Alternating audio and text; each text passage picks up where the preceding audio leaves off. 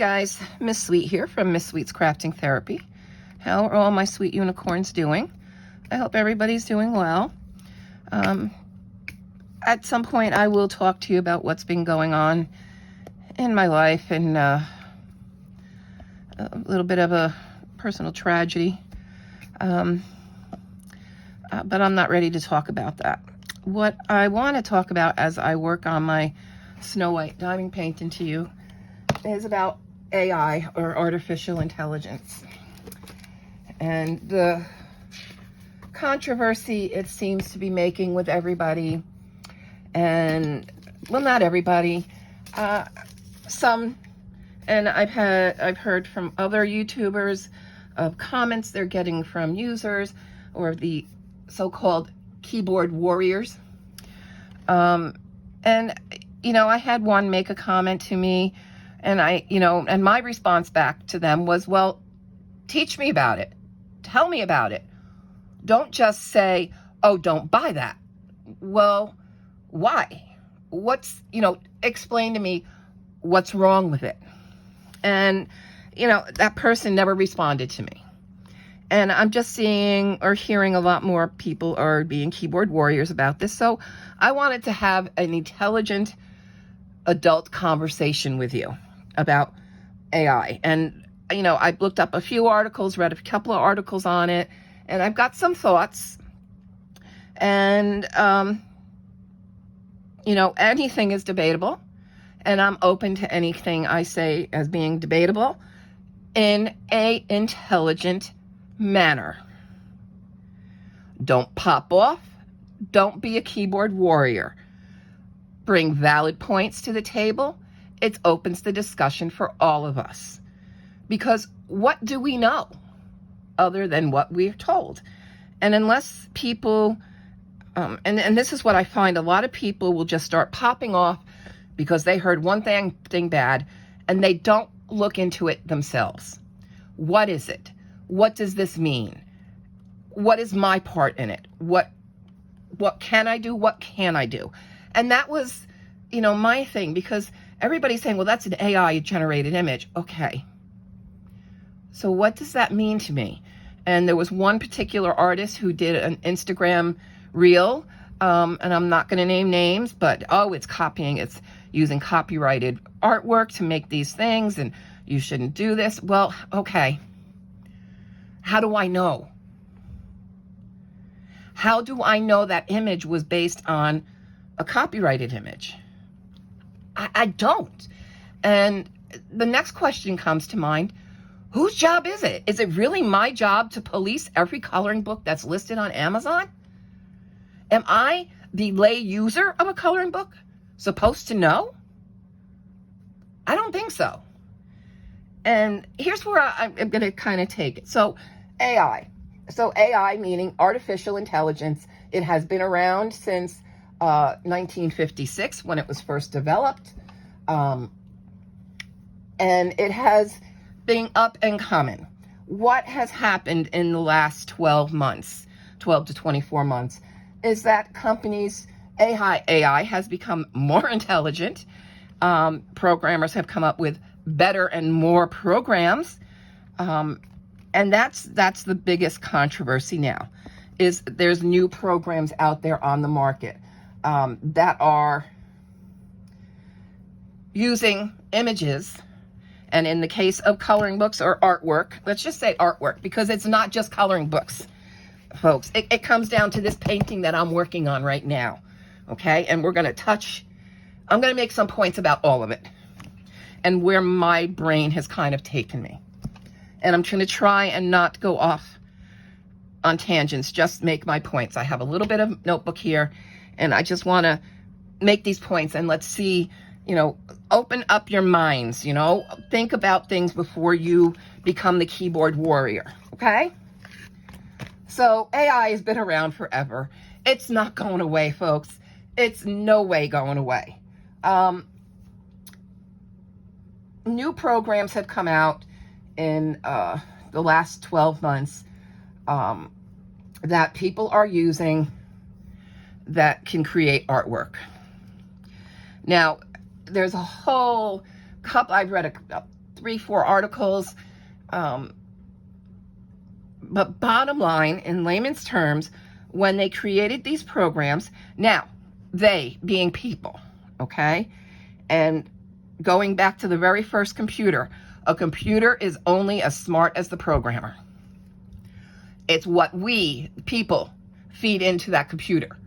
What we tell it that makes its output, okay? What we in, the computer puts out. So it's operator.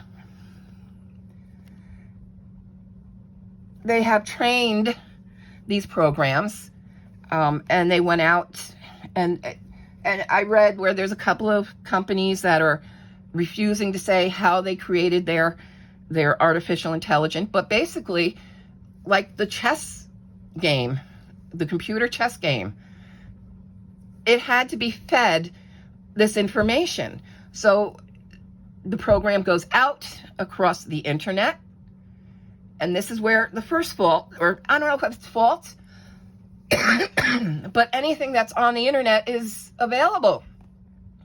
Once you put your artwork on the internet, my take is, what I'm reading, you really don't have much to stand on. It's hard to protect your work under copyright.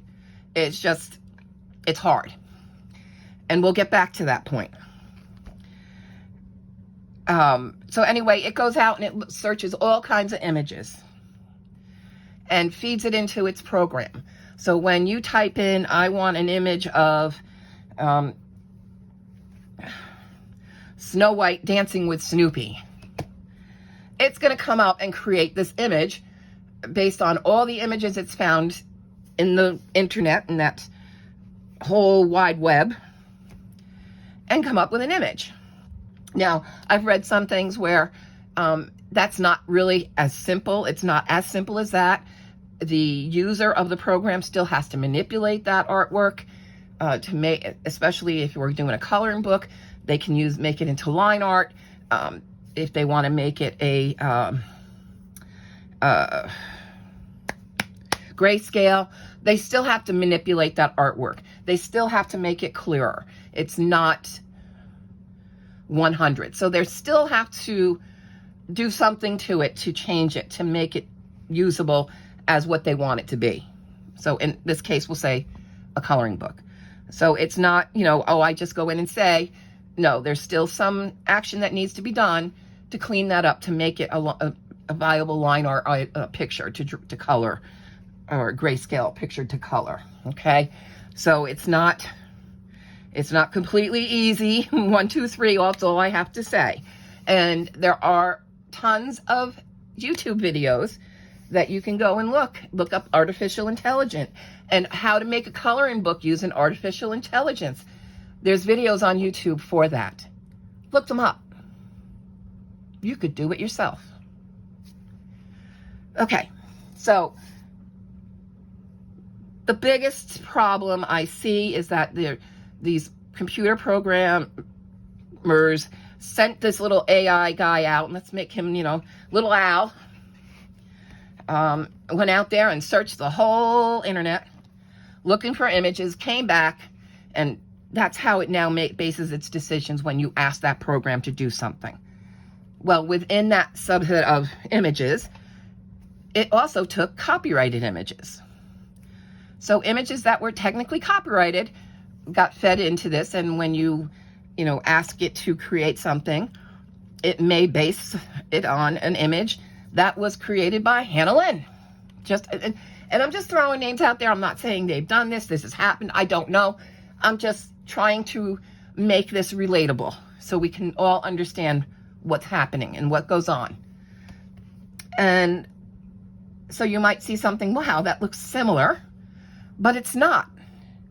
And here's where I'm going to do just a little bit of a sidebar here. So let's talk about Disney. I'm going to tell you right now, this is not a copyrighted diamond painting. I bought it off of a bargain website, and therefore it is not authorized by Disney. But what is it, or can it be counted as? or considered under what? Fan art. So here's where I see a big issue. You know, we may not think that Hannah Lynn is as popular as Disney. Okay, I'm not going to say she is. I don't think she is, but I'm going to say she has a pretty wide base, and not just coloring books. Same thing with Jasmine Beckett Griffith.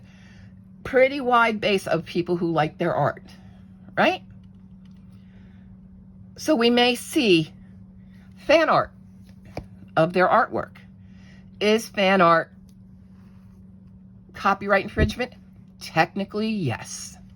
So anybody who does, if you go on Etsy, anybody who does Disney fan art or Pokemon fan art, technically it is. But they've changed it, and they feel they don't go after, well, Disney won't go after you as long as you're not naming it Disney. If you just say a princess with midgets and you don't call it Snow White. But it's not something they will go after most companies. I read about anime, you know, anime that based on other characters. Japan doesn't go after people with fan art. So, I mean, so when is it stolen artwork? And that's a question I have. Like, if I consider it fan art, so isn't AI technically, if it was used in the creation, but not 100%, you know, it didn't copy that exact image. It made another image based on maybe the strokes or the line work. Would that not be fan art? I don't know. And we all buy fan art. You're not going to tell me you don't. You do. And AI artwork, we can go as far as to say, it's going to get bigger. It's going to get into the graphic design area. And when we start doing packaging and they start creating images for that box of cereal you bought off the shelf, the image they used on it, they used AI.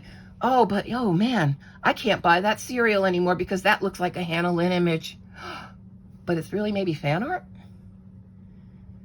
So I guess what I'm saying here is just think about what you're saying before you say it. There's a lot more involved than just, oh, it's a stolen image. It could be fan art. I mean, don't get me wrong. There are plenty of books on Amazon that are flat out copies, stroke for stroke, of other artists' work. No doubt. But you might get one that looks similar in style. Could be fan art. And what is copyright and who's really responsible? I can't know everything in this world. Sorry, I'm not perfect. I'm not artificial intelligence. Nor are you. So how do I know what I'm buying was AI? Well, they are getting a little smarter on Amazon. They are saying this book was created with AI. So some people are up there and saying it. There is currently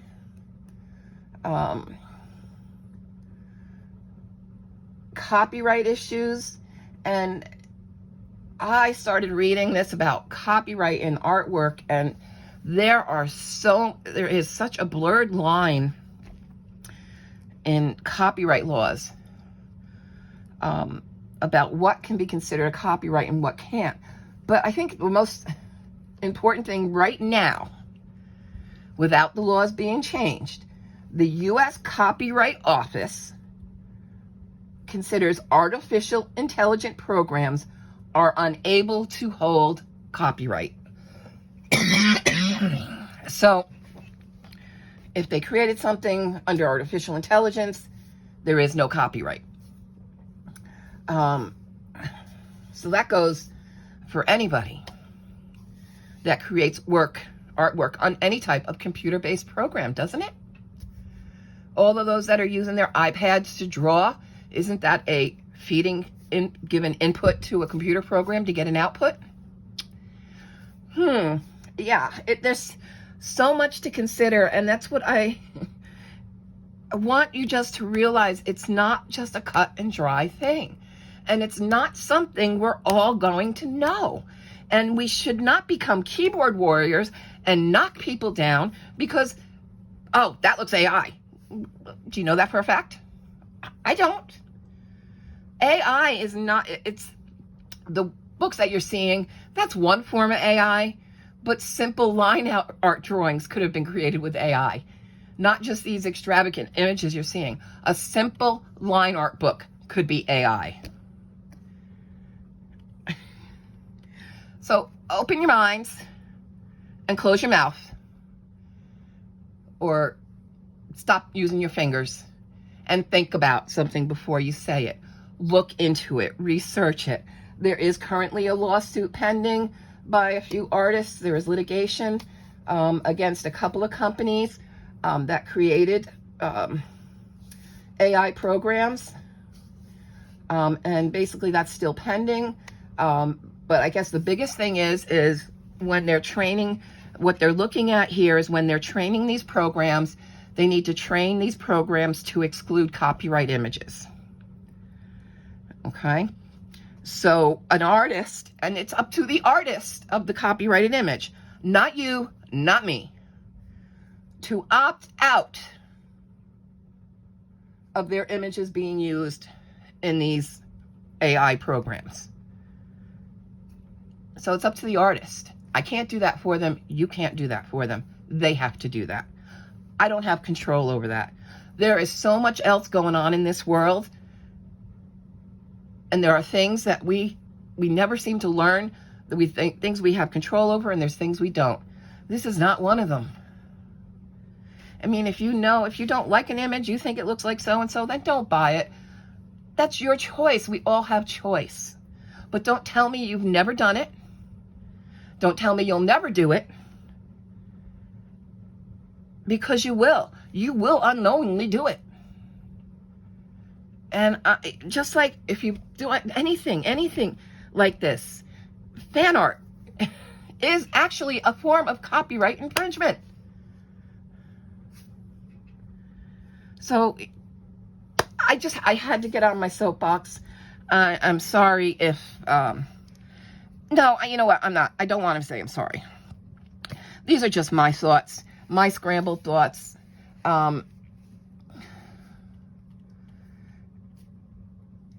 Educate yourself before you become a keyboard warrior. Look into it. Understand the issue. Look at both sides, not just one side. You know, an artist can say this, but okay, what's the programs, the company who created, what's theirs? And there's a couple of companies, and again, I'm not naming names because I'm not going to get in trouble, but there's a couple of companies that made this that have shut down and refused to let anybody know how they created that program. And then there's a few companies that have and said, okay, here it is. And they've gone in and made this opt-out thing where an artist can go in and say, I want my images opted out. So anything that, has my, I don't want you to train your program on any of my images. So they have an opt-out. So that's, I guess, the biggest push at this point is for all companies that create these programs to allow artists to have an opt-out so that their artwork isn't used in the training of the program. So that's what I got from it. Let me know what you think. Have you, researched it more? I can't get by the, we all do it. And I guess that's, I don't want anybody to think they're pure and that you haven't done it, because we've all done it and we don't know.